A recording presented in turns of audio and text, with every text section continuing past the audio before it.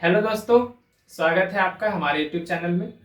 दोस्तों, मैं हूं अमित कुमार और आप देख रहे हैं रिवीजन अड्डा 24x7।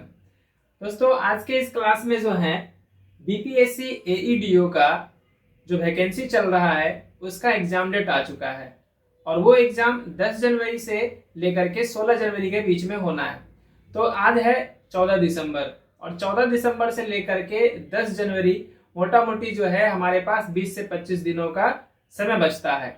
और इतने कम समय बचने के बाद जो है बहुत से अभ्यर्थियों का, यहाँ तक कि खुद भी, ऐसा लगता है कि अब मैं क्या पढूं क्या नहीं पढूं, कहाँ से एग्जाम में ज्यादा प्रश्न बनेंगे, कहाँ से नहीं बन सकते हैं, करंट को कैसे पढूं, कौन से हिस्ट्री को रिवीजन करूं। इन सब में हमारा दिमाग ज्यादा जो है घुला रहता है और पढ़ाई हो नहीं पाती है ढंग से। ठीक है, और अंतिम में क्या होता है, रिजल्ट हमारा खराब हो जाता है। तो इसी के रिगार्डिंग जो है मैंने एक स्ट्रेटेजी तैयार किया है 20 दिनों का, 25 दिनों का, कम से कम समय में अब कैसे रिवीजन किया जाए, सही चीजों को पढ़ा जाए, किन किन चीजों को छोड़ा जाए, किन चीजों पर फोकस किया जाए, ताकि हम बचे खुचे समय का सही से इस्तेमाल कर सकते हैं और अपने बीपीएससी एईडीओ के परीक्षा में अच्छे से अच्छे हम अपना परफॉर्मेंस दे सकते हैं। तो चलिए दोस्तों, बाकी बढ़ते हैं अपने स्क्रीन की तरफ, हमारा क्या है स्ट्रेटेजी देखते हैं। ओके फ्रेंड्स, तो देखिए, ये जो मैंने स्ट्रेटेजी बनाया है ये मैं अपने खुद के लिए ही बनाया हूँ, मैं भी तैयारी कर रहा हूँ। ठीक है, क्योंकि मैंने बीपीएससी 70 फर्स्ट का जो मैंने दिया था तो उसमें 2.33 नंबर से हमारा रिजल्ट नहीं हुआ था दोस्तों। तो अभी मैं बीपीएससी एईडीओ पे भी फोकस कर रहा हूँ क्योंकि हमारा मैथ अच्छा खासा है। अभी मैं रेलवे में जॉब भी कर रहा हूँ और इसके एईडीओ की वैकेंसी खत्म हो जाने के बाद, मतलब इसका एग्जाम क्लियर हो जाने के बाद, मैं फिर 72 के लिए मैं फिर प्रिपरेशन करने लगूंगा। दोस्तों, शुरू वीडियो को शुरुआत करने से पहले एक रिक्वेस्ट रहेगा कि आप हमारे चैनल को सब्सक्राइब जरूर कर दें, इससे आपका प्यार और सपोर्ट हमें मिलता रहेगा। चलिए देखते हैं क्या है हमारा लास्ट 25 डेज का प्लान। दोस्तों, हमने एक नंबर पे जो प्लान के शुरुआत में मैंने रखा है वो रखा है मॉक टेस्ट, क्योंकि मॉक टेस्ट करना बहुत ही जरूरी है।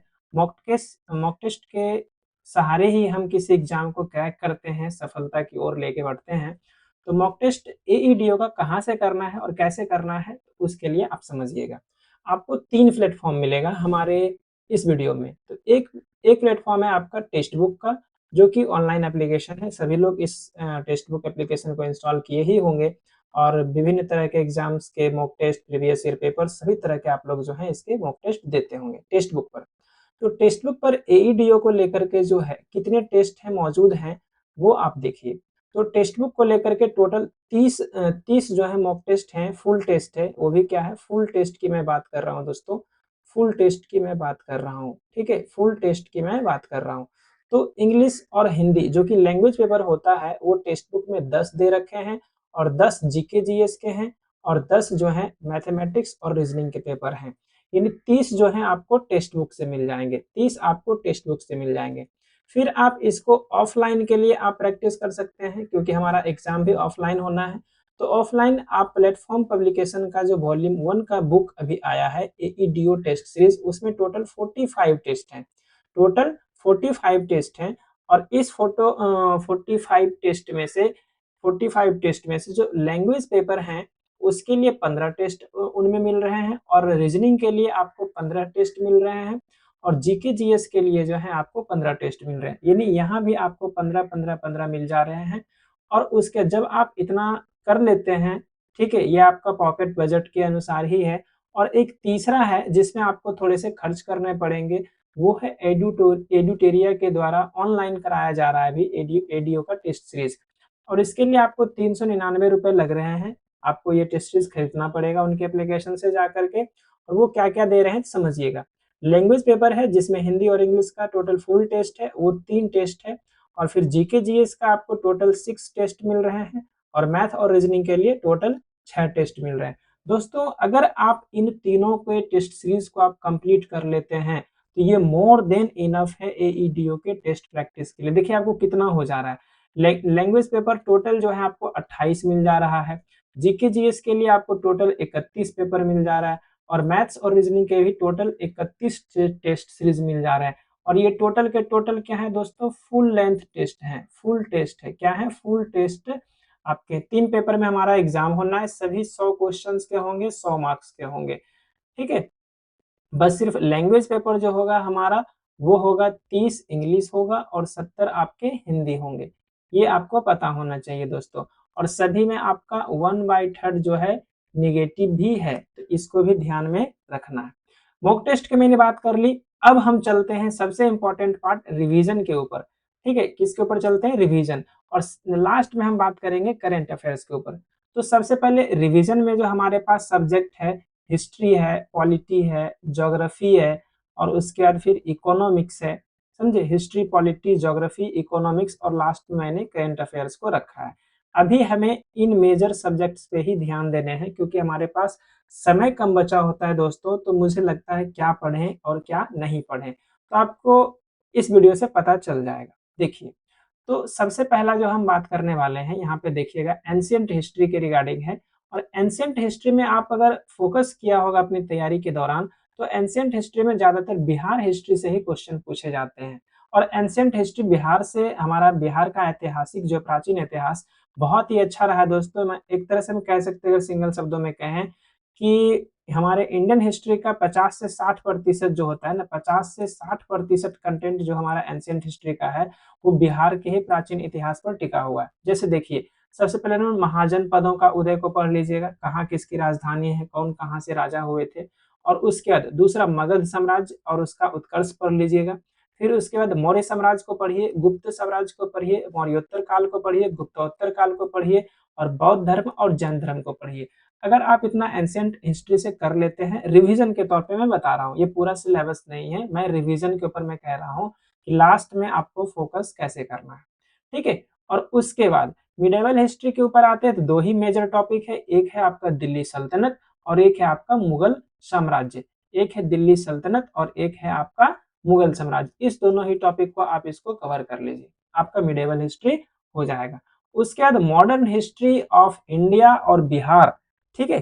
तो ये बहुत ही इंपॉर्टेंट है, सबसे इंपॉर्टेंट ये हमारा पार्ट हो जाता है, क्योंकि यहाँ से जो है आपको कम से कम 15 से 20 सवाल तो देखने के लिए मिल जाएंगे। 15 क्वेश्चन तो कम से कम इसमें मिल जाएंगे पक्का, क्योंकि 20 सवाल जो है आपको पीटी में मिल जाते हैं बीपीएससी के। तो देखिए कौन कौन से हैं, समझिएगा। सबसे पहले आपको क्या करना है, सामाजिक धार्मिक सुधार आंदोलन जो चलाए गए थे हमारे मॉडर्न इंडिया में, उसको पढ़ लेना है। उसके बाद ब्रिटिश शक्ति का विस्तार और सुदृढ़ीकरण की, मतलब जो हमारे भारत में ब्रिटिश शक्ति का विस्तार कैसे हुआ, कौन कौन से शुरुआत में उन्होंने युद्ध किए, अपने साम्राज्य को मतलब जो है उदय किया है, कैसे भारत में अपना साम्राज्य को विस्तार किया, ठीक है। जैसे बंगाल विजय आपको मिलेगा, आंग्ल मैसूर युद्ध मिलेगा, एंग्लो मराठा युद्ध मिलेगा और एंग्लो सिख युद्ध मिलेगा। और इसी में कुछ ब्रिटिश नीतियां हैं जो उसको भी आपको पढ़ लेना है। जैसे कि भूमि सुधार से हो गया, आपको रैयतवाड़ी व्यवस्था, महाल गुजारी व्यवस्था और अस्थाई बंदोबस्त व्यवस्था, इस तरह के जो टॉपिक्स होते हैं उनको आपको रिवीजन कर लेना, यहाँ से क्वेश्चन बनने के पूरे पूरे संभावना है। उसके बाद आपको जनजातीय या आदिवासी विद्रोह को बहुत ही अच्छे से करना है, क्योंकि कुछ इसमें बिहार के भी मतलब जो है जनजातीय विद्रोह हैं, जो आपको जैसे कि संथाल विद्रोह हो गया, आपको संथाल विद्रोह हो गया, मुंडा विद्रोह हो गया, ठीक है, मुंडा विद्रोह हो गया और भी बहुत सारे विद्रोह हैं। इधर से कोल विद्रोह हो गया। भारत की नजर से देखिएगा तो मोपला विद्रोह हो जाएगा, ठीक है। तो ये इस तरह के जो विद्रोह है हमारे जनजातीय और आदिवासी विद्रोह, इसको आपको देखना है, क्वेश्चन बनते हैं बनते हैं। और 1857 युद्ध जो है हमारा बिहार के नजरिए से भी देखिएगा और भारत का पूरा देखना है कि कौन कहाँ से जो है 1857 में नेतृत्व किए थे। फिर प्रमुख आंदोलन और संगठन जो आंदोलन हुए थे, जैसे सभी ने अवज्ञा आंदोलन हो गए और बहुत सारे नेताओं ने अपने अपने संगठन खोले थे, उन सभी को रिवाइज करना है दोस्तों। राष्ट्रीय आंदोलन में प्रथम चरण, द्वितीय चरण और तृतीय चरण में जाएंगे, तो इन सभी को देखना है आपको। 1885 से 1905 जिसमें कांग्रेस की स्थापना होती है, उदारवादी चरण होता है। फिर 1905 से 19 का सेशन, 1919 से 1939 पर और 1939 से लेकर 1947 तक। ये राष्ट्रीय आंदोलन को आप ज्यादा फोकस कीजिएगा, ये बहुत ही इंपॉर्टेंट पार्ट है मॉडर्न इंडिया का, ठीक है। इस पर आपको ज्यादा फोकस करना है। उसके बाद आते हैं बिहार के इतिहास पर। तो बिहार के इतिहास में मैं फिर से कह रहा हूँ, जनजातीय विद्रोह, संथाल विद्रोह, कोल विद्रोह, मुंडा विद्रोह, ताना भगत विद्रोह और भी बाकी विद्रोह होंगे, आप उसको देख लीजिए। स्वतंत्रता आंदोलन में बिहार का योगदान देखना है तो जैसे कि 1857 की क्रांति इंपॉर्टेंट हो जाएगा। भारत छोड़ो आंदोलन और उसका बिहार देखना है। फिर सविनय अवज्ञा आंदोलन और उसमें बिहार का योगदान देखना है। ये सभी टॉपिक्स जो है पढ़ लीजिए। और फिर महत्वपूर्ण बिहारी संगठन थे हमारे स्वतंत्रता आंदोलन के दौरान, जैसे Congress Samajwadi party, socialist party जिसको हम कहते हैं, आजाद दस्ता हो गया, जयप्रकाश नारायण साहब का बहावी आंदोलन हो गया। तो इन सभी टॉपिक्स को पूरे अच्छे तरीके से रिवाइज करिए दोस्तों, यहाँ से क्वेश्चन बहुत सारे बन सकते हैं। अगला, भारतीय राष्ट्रीय कांग्रेस को पढ़िए पूरा, उसका सेशन कौन कौन से इंपॉर्टेंट सेशंस उसके पढ़िए, बिहार में कौन से सेशंस उसके कराए गए थे, टोटल 3 सेशन है, ठीक है, उसको देखिए। बाकी मैं पॉलिटी, ज्योग्राफी और करंट अफेयर्स, इकोनॉमिक, साइंस सभी का मैं अभी नीचे देखता हूँ क्या क्या हमारे पास है। चलिए, हिस्ट्री का मैंने करा दिया, अब पॉलिटी के देखिए। तो पॉलिटी में क्या क्या करना है आपको, भाग 1 से लेके 5 तक जो हमारा अनुच्छेद है ना, भाग 1 से लेके 5 तक सभी टॉपिक्स को, यानी इसके बीच में जितने भी टॉपिक्स आ रहे हैं उन सभी को बहुत अच्छे से रिवीजन कीजिए। जैसे देखिए, मौलिक अधिकार को आपको अच्छे से करना है जो भाग 3 में आते हैं। फिर मौलिक कर्तव्य को देखिए जो कि भाग 4 का क में आते हैं। फिर राज्य के नीति निर्देशक को देखिए जो भाग 4 में आते हैं। संघ की कार्यपालिका, विधायिका और न्यायपालिका, जिसमें आपको सुप्रीम कोर्ट और हाई कोर्ट दोनों मिलेंगे। आपको लोकसभा और राज्यसभा ये सभी रिवीजन करना है। कार्यपालिका में आपको जैसे कि राष्ट्रपति, उपराष्ट्रपति, मंत्रिपरिषद के अंदर प्रधानमंत्री, उनकी समिति, महान्यायवादी, इन सभी को पढ़ना है। ये सभी इंपॉर्टेंट चैप्टर हैं, इंपॉर्टेंट टॉपिक्स हैं। यहाँ से बहुत सारे क्वेश्चंस बनते हैं दोस्तों, बनते मतलब श्योर बनते हैं, क्वेश्चन आना ही आना है, पक्का क्वेश्चन। फिर एक जो स्थानीय स्वशासन है हमारा, पंचायती राज व्यवस्था भाग 9 के अंदर, और नगर पंचायत या निगम कह लीजिए 9A के अंदर, इन सभी को भी पॉलिटी के अंदर देखना है। फिर अंतिम में आपको महत्वपूर्ण अनुच्छेद के ऊपर चर्चा कर लेना है, जो भी बार बार अनुच्छेद रिपीट होते हैं, कुछ इंपॉर्टेंट आपको याद होने चाहिए। फिर उसके बाद संवैधानिक आयोग और गैर संवैधानिक आयोग, जैसे यूपीएससी हो गया, मानवाधिकार आयोग हो गया, और भी बहुत सारे आयोग हैं, उन सबको आपको देखना है। यहाँ से क्वेश्चंस रिपीट होंगे। ये आपको मैं अभी जो बता रहा हूँ ये सारे इंपॉर्टेंट हैं, कम समय में, लास्ट के समय में देख लीजिए। पढ़ने के लिए तो बहुत कुछ है, लेकिन रिवीजन के टाइम पे हमें कौन से चीजें को करना है जहाँ से पक्का क्वेश्चंस आते हैं, ठीक है। उसके बाद देखिए, ज्योग्राफी के ऊपर अगर हम बात कर रहे हैं तो इंडियन ज्योग्राफी और बिहार ज्योग्राफी, और इसमें ज्यादातर बिहार से क्वेश्चन पूछे जाते हैं। मैंने बीपीएससी का एग्जाम दिया है 71st का, तो मुझे थोड़ी सी जानकारी है इस रिगार्डिंग। जैसे कहाँ से टॉपिक्स बनते हैं, तो अपवाह तंत्र आप पढ़ लीजिएगा, जिसमें नदियां होती हैं, भारत और बिहार दोनों के पढ़िएगा। और फिर प्रमुख झील और जलप्रपात जो होते हैं उसको पढ़िए। मिट्टी के बारे में पढ़िए, कितने तरह की मिट्टी है, कौन सी मिट्टी का क्षेत्र जो है कहाँ पाया जाता है ज्यादातर, कौन सा ज्यादा उपजाऊ होता है, ठीक है, और किसमें ज्यादा फसलें होती है, कौन सी फसलें किस मिट्टी के लिए उपयुक्त हैं, इसके नजरिए से आपको मिट्टी पढ़ लेना है। फिर पर्वत पठार को पढ़ना है, भारत और बिहार के रिगार्डिंग, कि बिहार में कौन कौन से पहाड़ी क्षेत्र हैं, ठीक है। और इसी पहाड़ को जब पढ़िएगा आप, तब इसमें झील और जलप्रपात आपको देखने के लिए मिल जाएगा। हाईएस्ट पीक को ध्यान रखिएगा कि दक्षिण मतलब जो है दक्कन के पठार का सबसे हाईएस्ट पीक कौन सा है, दक्षिण भारत का सबसे हाईएस्ट पीक कौन सा है, अरावली का शिखर का जो है सबसे हाईएस्ट पीक कौन सा है, हमारा माउंट एवरेस्ट का लोकेशन कहाँ पड़ता है, कंचनजंगा कहाँ पड़ता है, भारत का हाईएस्ट पीक कौन सा है, इस नजरिए से जो इन सब क्वेश्चन को पढ़ना है। फिर भारत के वन्यजीव संरक्षण और बिहार, ये दोनों पढ़ना है आपको। फिर भारत और बिहार में इसके पड़ोसी देश और उससे लगने वाली सीमा, इसको आपको मैप पे फोकस करना है कि भारत से कौन कौन से राज्य, मतलब जो देश हैं, वो किस राज्य से कौन से सीमा सटे हैं। जैसे अगर पूछ लिया जाएगा कि मतलब पूर्वी भारत के कौन से राज्य जो हैं बर्मा देश से जो है सीमा नहीं बनाते हैं, इस तरीके से क्वेश्चन करेंगे, ठीक है। कौन सा ऐसा स्टेट है जो नेपाल, पाकिस्तान, भूटान और इधर से आपका बांग्लादेश, तीनों से आप सीधा सीमा साझा करते हैं। फिर उसी तरह से बिहार से पूछा जाएगा कि बिहार का कौन सा ऐसा जिला है जो पश्चिमी बंगाल से सीमा बनाती है, या पूर्वोत्तर जिला, पश्चिमोत्तर जिला जो है, सबसे ऐसे पूछा जाएगा, पूर्वी जिला, पश्चिमी जिला। तो ये मैप एक बार बिहार और भारत, इसको आपको ध्यान में रख लेना है। और भारत और बिहार के प्रमुख पर्यटक स्थल और धार्मिक स्थल, इनको याद रखिएगा, जो चर्चा में रहते हैं, बार बार पूछे जाते हैं, ठीक है। आगे देखते हैं, इकोनॉमिक्स की मैं बात करूं। अगर मैं इकोनॉमिक्स के ऊपर बात करूं तो इसमें एक ऐसा चैप्टर है, ये एक ऐसा टॉपिक है, ये सब्जेक्ट है जिसमें करंट अफेयर्स का बहुत बड़ा योगदान होता है। तो आप जो करंट अफेयर्स से थोड़ा बाहर है उसको पढ़िए। तो जनगणना आप एक बार रिपीट कर लीजिएगा 2011 का, बिहार का भी आपको कर लेना है और भारत का भी नजरिए से कर लेना है। मुद्रा और बैंकिंग पढ़ लीजिएगा, जिसमें कि मुद्रास्फीति से क्वेश्चन पूछे जाते हैं, repo rate, cash reserve ratio, वैधिक तरलता अनुपात, ये सभी जितने शब्द हैं, टर्मिनेशन है, राष्ट्रीय आय, नेशनल इनकम, ये सभी जो है आपको जीडीपी वगैरह, एनएनपी वगैरह, ये सब आपको यहाँ से पढ़ लेना है। यहाँ से क्वेश्चन रिपीट होते हैं। फिर उसके बाद केंद्र और बिहार सरकार के जो बजट होंगे आपको वो देख लेना है। योजनाएं देख लेना है, बिहार सरकार में कौन कौन सी योजनाएं अभी प्रमुख मुख्य तौर पर जो है ज्यादा फेमस हुए हैं। अभी चुनाव में ही बहुत सारी योजनाएं आए थे, उनको देख लेना है। इकोनॉमिक सर्वे आपको बिहार का और इंडिया का ये जरूर कर लेना है, ज्यादातर बिहार के नजरिए से जरूर करिएगा। यहाँ से क्वेश्चन बीपीएससी 71st के बहुत सारे बने थे। अब साइंस की मैं बात कर लेता हूँ। साइंस में आपको क्या करना है, मुख्य रूप से 9th और 10th का आपको रिवीजन कर लेना है, क्योंकि ये उम्मीद कर सकते हैं, जैसे कि 71st का जब मैंने एग्जाम दिया तो टोटल 30 क्वेश्चन थे साइंस से, 10 थे आपके फिजिक्स से, और 10 थे आपके केमिस्ट्री से, और 10 थे आपके बायोलॉजी से। ठीक है, इतने ही क्वेश्चन थे, किसी में 9 8 हो सकते हैं, लेकिन मोटा मोटी टोटल 30 क्वेश्चन थे।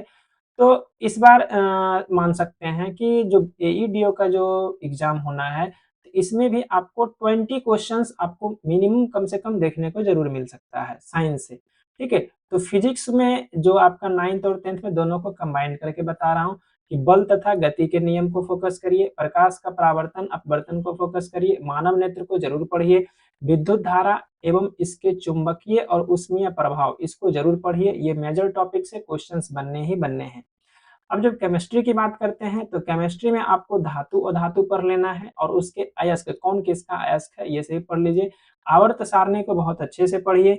ऑर्गेनिक केमिस्ट्री में अगर मैं बात करूं तो कंपाउंड और उसके फॉर्मूला, ठीक है, कि धोबन सोडा क्या है, नीला थोथा क्या होता है, मिल्क ऑफ मैग्नीशिया का सूत्र क्या है, इस तरीके से जो है आपको ऑर्गेनिक कंपाउंड में मीथेन, एथेन, जो CnH2n वाला जो फॉर्मूला सब होता है उसको आप लोग रिवीजन करिए।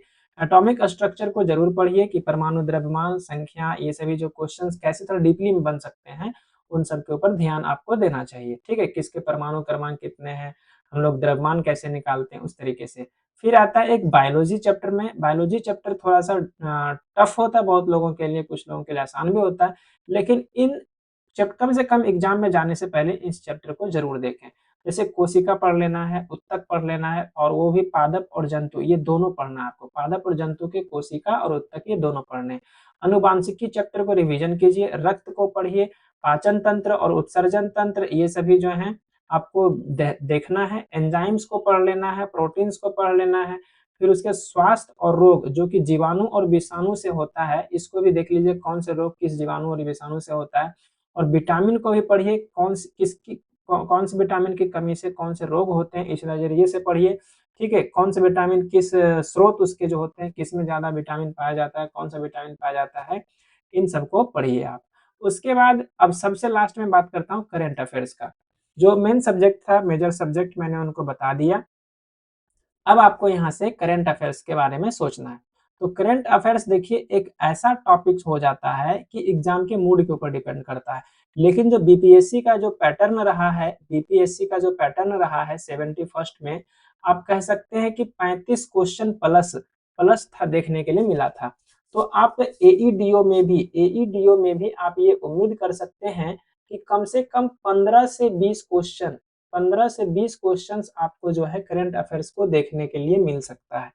तो कहाँ से करना है, जहां से कुछ क्वेश्चंस हमें हाथ लग जाएं, 50% भी कम से कम हाथ लगने जरूरी होंगे, तभी रिजल्ट हम बना सकते हैं।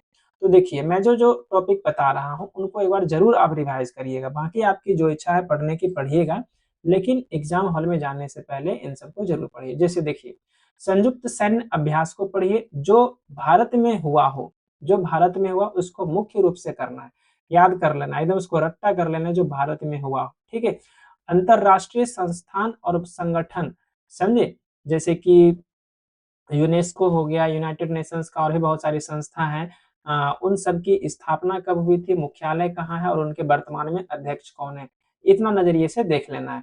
फिर उसके बाद प्रमुख राष्ट्रीय और अंतरराष्ट्रीय सम्मेलन जो बहुत ही इंपॉर्टेंट आपको लगता है, उस नजरिए से देखिएगा। प्रमुख ऑपरेशन जो कम से कम भारत में जो चलाए गए होंगे, भारत के द्वारा जो चलाए गए होंगे, उनको देख लेना है। और इसमें जो भारतीय सेनाओं के द्वारा चलाए जाते हैं उन सभी ऑपरेशंस को जरूर देखना है। फिर राष्ट्रीय और अंतरराष्ट्रीय रिपोर्ट जो आते हैं, जैसे यूएनडीपी का रिपोर्ट हो गया, हेनले पासपोर्ट रिपोर्ट हो गया, विश्व भूखमरी सूचकांक इंडेक्स हो गया, ऐसे ऐसे जो रिपोर्ट्स होते हैं उसको आपको जरूर देख लेना है। आपका राष्ट्रीय की बात करें तो जो नीति आयोग के रिपोर्ट होते हैं, नीति आयोग के जो रिपोर्ट होते हैं, जैसे कि स्वास्थ्य सूचकांक हो गया, सबसे स्वच्छ शहर वगैरह हो गया, इन सबको आपको देख लेना है। और फिर जो करंट अफेयर्स की मैं यहाँ पे बात कर रहा हूँ, भारत और बिहार का इकोनॉमिक सर्वे आप जरूर देखिएगा। बीपीएससी 71st में जो है कम से कम 5 से 6 क्वेश्चन देखने के लिए मिला था। ठीक है। केंद्र सरकार और बिहार सरकार जो योजना अभी चल रहा होगा, प्रमुख योजनाएं जो फेमस हुए हैं उनको देख लेना है। राष्ट्रीय खेल पुरस्कार में अर्जुन पुरस्कार, मेजर ध्यानचंद रत्न पुरस्कार, द्रोणाचार्य पुरस्कार जो है ये सभी आप देख लीजिएगा। महत्वपूर्ण दिवस और थीम देख लीजिएगा। स्पेस साइंस एंड टेक्नोलॉजी को जरा सा देख लीजिएगा, जिसमें कि इसरो महत्वपूर्ण हो गया। आपको डीआरडीओ का देख लेना है, डीआरडीओ देख लेना है, सीएसआईआर देख लेना है, सीएसआईआर देख लेना है। इन सब के जो कुछ ने नया निष्कर्ष किए होंगे, कुछ खोज किए होंगे, तो इन सब के ऊपर देख लेना है। और महत्वपूर्ण पुरस्कार और पदक और सम्मान में देख लेना है कौन से, तो नोबेल पुरस्कार को देख लीजिएगा, अभी हाल ही में बटा है। ठीक है। और उसके बाद जो बाकी पुरस्कार आते हैं, ज्ञानपीठ पुरस्कार आते हैं, बुकर पुरस्कार आते हैं, ज्ञानपीठ पुरस्कार हो गए, बुकर पुरस्कार हो गए, ठीक है, बुकर अवार्ड हो गया।